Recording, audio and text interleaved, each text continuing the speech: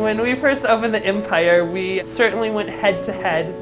My dad is trained by old school chefs. When he wants something done a way, it's the only way, and that's the way that you have to do it. And one of the tricks of the trade is to take some of that pasta water and put it into your bowl. And this has such wonderful flavor. I think that having that ego, if you will, has allowed him to become the great chef that he has.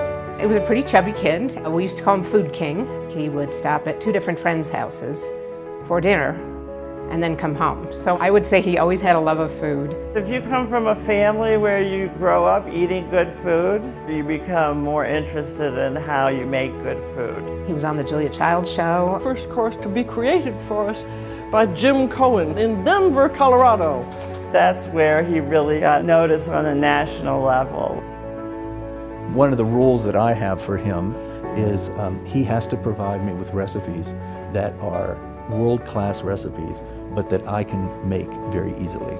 Being committed to the end product is something that he has incorporated into many different aspects of his life. He's willing to take all of the steps that you need to take in order to get there.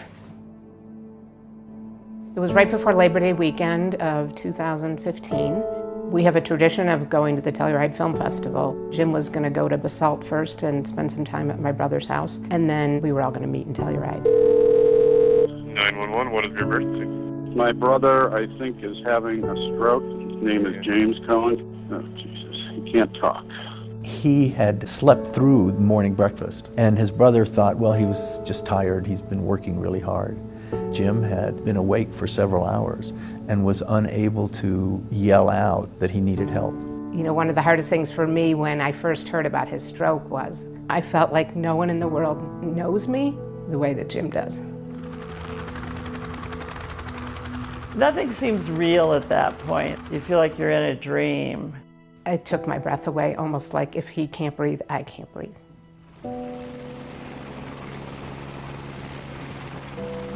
A stroke of this type is especially deadly.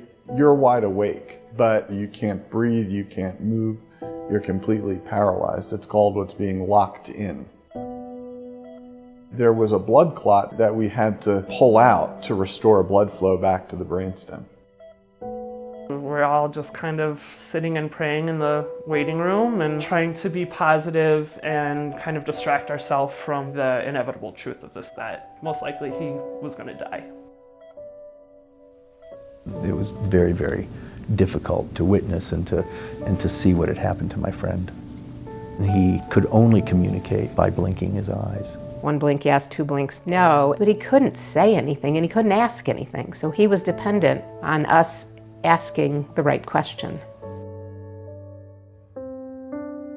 I had been planning to propose for a while. We had a trip planned to go up to Montana, but then this incident happened and we weren't certain if Jim was going to make it. And so I certainly wanted to ask for his permission to marry his daughter.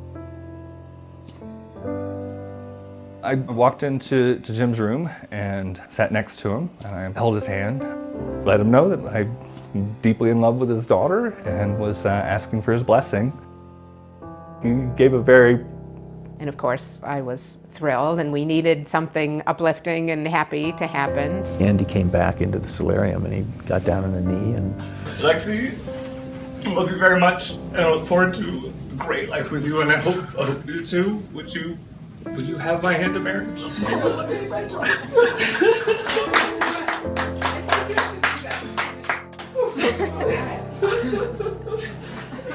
We always talk about the polar opposites of life, right? It was a devastating family event, and here was a joyous one.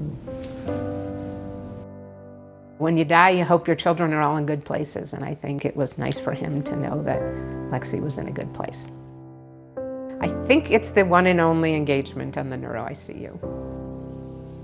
The decision was made that Ben Honigman and I would be the people to talk to Jim about what he wanted done medically. We tried to let him know we don't know what the chances are for you to recover or to walk or to talk. We used very simple language, and the doctors want to know whether you want them to continue to treat you aggressively. And I remember very clearly that he said he wanted to live. Frequently in these types of situations, everyone's focusing on all the things that like Jim can't do. And I get to be that person that walks into the room and says, I'm sorry all of this happened, but there's life after this. He was the one who said, if you see a little movement, then, there's hope. At first, it was mostly eye movements or blinking, but that was it. Over probably about a week or so, he gained enough eye movement that we could start to use an eye gaze chart. With the eye gaze chart, he looks at a letter, and then you being the able-bodied person move the chart until your eyes lock. And then they go to the next letter of the word. One of his big goals that he communicated rather early on, he was still in the ICU, I think, was that I'm going to my daughter's wedding. This is not a maybe, this is what's going to happen.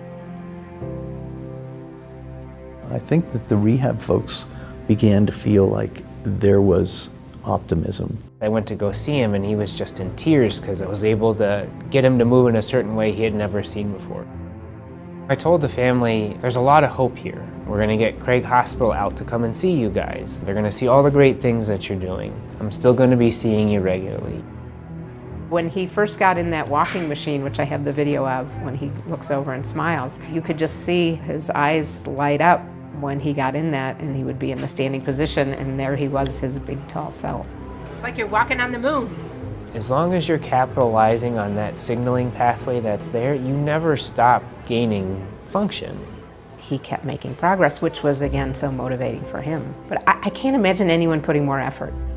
6. He was moving his arm somewhat against gravity, and that was just heart-melting for everybody. Because if you can do that, you can feed yourself. You can adjust your glasses. You can scratch that itch on your face. You can take a sip of water. That opens so many possibilities, just being able to bend your arm up.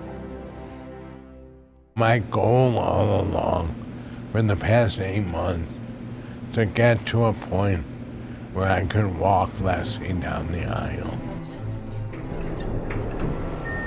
When you're a chef, you have to love the joy you bring other people. It teaches you how to be excellent in whatever you're doing. All it takes is time and effort.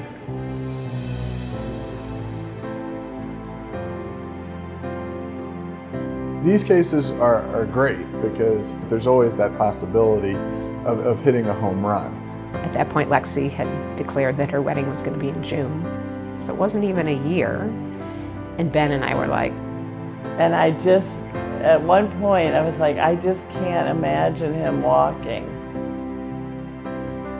We just felt like, have realistic goals. You might walk in a couple of years, but you're not going to walk Lexi down the aisle. And sure enough.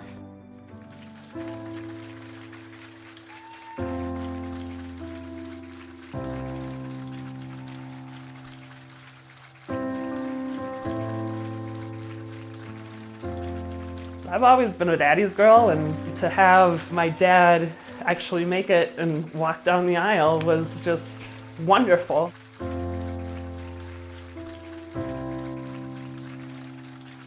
I think there's a deep wisdom there that you have control over your own life. Jim's experience is a constant reminder to never forget that. You can never give up. All things are possible. So now Jim's current goal is that he's going to ride his bike to Buffalo, New York. 3-4 months ago, I would have said, no way, ain't gonna happen. But I don't say no anymore. Praise the world, praise its fullness, and its longing, its beauty, and its grief.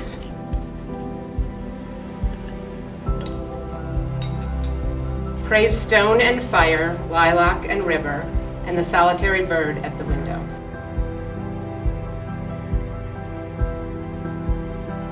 Praise the moment when the whole bursts through pain.